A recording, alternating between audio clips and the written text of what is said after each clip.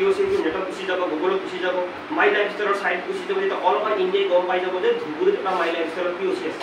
আজি মহাৰাষ্ট্ৰৰ এজন মানুহে ধুবুৰীত এটা টিম বনাব আৰু ধুবুৰীত টিম বনাই পেলাই ধুবুৰীৰ লিডাৰ বনাইছে, জইনিং কৰাইছে, তাক প্ৰডাক্ট লাগে। মহাৰাষ্ট্ৰৰ সেই ডায়মণ্ডজনে ক'ব যে বা তাৰে যিজন RM আছে, ৰিজনেল মেনেজাৰ আছে, মেনেজাৰে ক'ব যে তোমাৰ ধুবুৰী টাউনত এই 2 নম্বৰ পুলিচ পইণ্টৰ লগতে এইটো এই বিল্ডিঙৰ নাম কি? বিল্ডিঙৰ নাম একো নাম নাই, যিয়ে নহয় এটা নাম এটা ল'ব, বিল্ডিঙৰ এটা নাম ল'ব। 2 নম্বৰ পুলিচ পইণ্টৰ পৰা অনলি 100 মিটাৰ খোজকাঢ়ি আহিলেই লেফ্ট হেণ্ড চাইডে যি বিল্ডিং আছে তাতে প্ৰডাক্ট পায়। প্ৰপাৰলি এড্ৰেছ গুগলত পাব আপোনালোকে, এইটো এড্ৰেছ প্ৰপাৰলি এড্ৰেছ গুগলত পাব, গুগল ক্ৰমত পাব, ঠিক আছে। আৰু মাই লাইফষ্টাইলৰ ৱেবছাইটত পাব আৰু ইণ্ডিয়া ছবি ৱেবছাইটত পাব, চবতে পাব। আৰু তেতিয়া কিন্তু টাৰ্ণঅভাৰ বহুত বেছি হ'ব। তেতিয়া অকল আমাৰ টিমটোৱে নাটানে, তেতিয়া অল ওভাৰ ইণ্ডিয়াৰ যিমান ডায়মণ্ড আছে, টোটেল 28টা ডায়মণ্ড আছে, সেই 28টা ডায়মণ্ডৰ মানুহে ইয়াৰ পৰা কৰা ধুবুৰীত কাৰো বেলেগ অফিচ নাই, এইটো অফিচৰ পৰা প্ৰডাক্ট ল'ব লাগে। এটা ভাল টাৰ্ণঅভাৰ হ'ব। হয়তো তেতিয়া আজিৰ পৰা 6 মাহ পিছত হয়তো এইটো অফিচৰ পৰা পাৰ ডে 1 পৰা 2 লাখ টকা চেল হ'ব। ডলাৰ খান ছাৰৰ পৰা মই বিদায় দিওঁ। মাই লাইফষ্টাইলত আহি কেনেকুৱা লাগিছিল sir, please come on stage. Stage বুলি কৈছোঁ।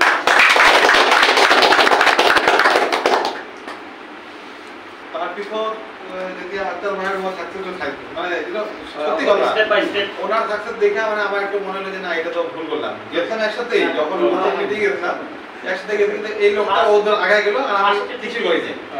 তো যাই হোক, একটা আফসোস, নিজে ওনার জন্য ভালো লাগছে, নিজের জন্য খারাপ লাগছে যে ওই সময় দিয়ে আসলে আগাইতাম অনেক জায়গায়। হ্যাঁ, তো একটা কথা স্যার ভালো লাগছে, ধুবুরি টিমে আমি নিজে কথা বলতে চাই, কাজ কম হচ্ছে, আমি নিজে কাজ কম করছি, মানে আরো বেশি ডেভেলপমেন্ট করতে পারি। যখন করি নাই তাতে মর্নিং ভালো টাকা, আমার টাকা এখনো ঢুকছেও। আপনার আব্বার মা সবাই মিলে মোটামুটি 60 থেকে 80 হাজার টাকা মতো ঢুকছে না, তাহলে ঢুকছি আর কি। আমাকে 80,000 টাকা অ্যাকাউন্টে করবে, কিন্তু ওই হিসেবে কাজ করি নাই। যদি কাজ করতাম তাহলে বহুত বেশি পারে, 1.5-2 লাখ টাকা উপরে 100% ইনকাম হয়তো বোধহয়, বা তার থেকে আরো বেশি হইতো। বেশি হয়। কিন্তু নিজের একটা কাজ কম হয়েছে, অন্য জাতের বেশি ব্যস্ত থাকার জন্য। কিন্তু এখানে সময় দিতাম, হয়তো বিভিন্ন কিছু করতাম, ওই হিসাবে বিষয় মতো করি নাই না। তো আশা করতেছি উনি যেটা প্ল্যানিং দিল আর কি আপনার মাথায় চলে জন্য, আমরা ওই ধুবড়িতে ওইভাবে করবো। এখন আমার যে ওয়াইফও মানে এটাতে ইনশাআল্লাহ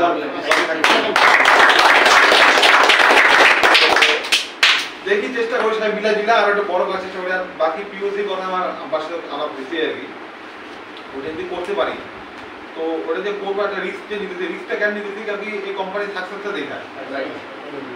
এমন তো না যে মানে সিধাই স্বপ্নে আসছে, লোকের মেহনত দেখতেছি, সাকসেস দেখতেছি, আমাদের হামিদ স্যার আছে, ওনার দেখতেছি, আক্তার ভাই তোমার বাড়ির সামনেই এত সবসময় লাগে দেখি আর কি।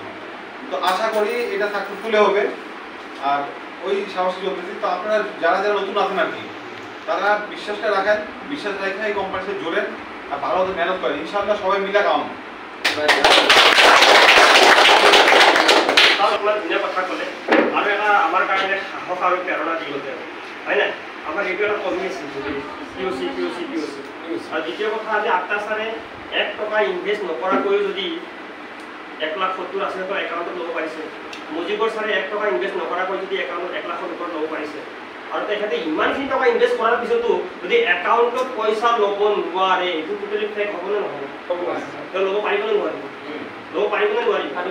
যদি 5 লাখ টকা ইনভেষ্ট কৰিব পৰা ব্যক্তিজনে হয়তো 5 কোটি টকাৰ ওপৰত ইনকাম কৰিব, হয়নে নহয়? আজি ডায়মণ্ড ছাৰে যদি 5,000 টকা ইনভেষ্ট কৰি যদি মাহত যদি 72 লাখ টকা ইনকাম কৰিব পাৰে, তেওঁ 5 লাখ টকা ইনভেষ্ট কৰি পেলাই তেওঁ ইনকাম কৰিব নোৱাৰে, হয়তো আমাৰ চিষ্টেমত ভুল হ'ব, হয়নে নহয়? চ' মই লাষ্টত এটা কথাই কম যে